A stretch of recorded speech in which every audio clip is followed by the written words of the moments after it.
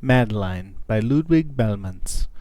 In an old house in Paris that was covered with vines lived 12 little girls in 2 straight lines. In 2 straight lines they broke their bread, and brushed their teeth, and went to bed. They smiled at the good, and frowned at the bad, and sometimes they were very sad. They left the house at 9:30 in 2 straight lines, in rain or shine.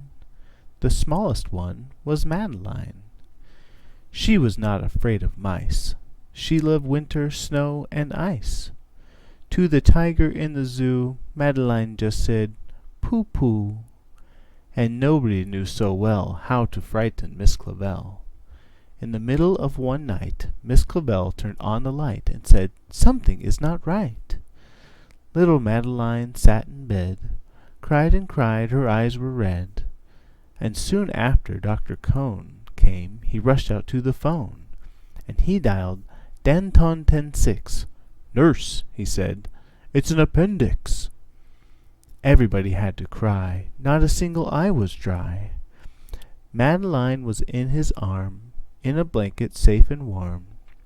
In a car with a red light, they drove out into the night. Madeline woke up 2 hours later in a room with flowers. Madeline soon ate and drank. On her bed there was a crank, and a crack on the ceiling had the habit of sometimes looking like a rabbit.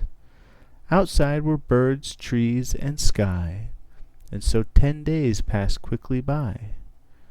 One nice morning Miss Clavell said, "Isn't this a fine day to visit Madeline?" Visitors from 2 to 4 read a sign outside her door.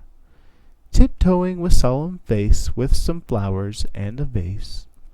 In they walked and then said, "Ah," when they saw the toys and candy and the dollhouse from Papa. But the biggest surprise by far, on her stomach was a scar. "Goodbye," they said, "we'll come again." And the little girls left in the rain. They went home and broke their bread, brushed their teeth, and went to bed. In the middle of the night, Miss Clavell turned on the light and said, "Something is not right." And afraid of a disaster, Miss Clavell ran fast and faster. And she said, "Please, children, do tell me what is troubling you." And all the little girls cried, "Boo-hoo! We want to have our appendix out too." "Good night, little girls. Thank the Lord you are well. And now go to sleep," said Miss Clavell. And she turned out the light and closed the door, and that's all there is. There isn't any more.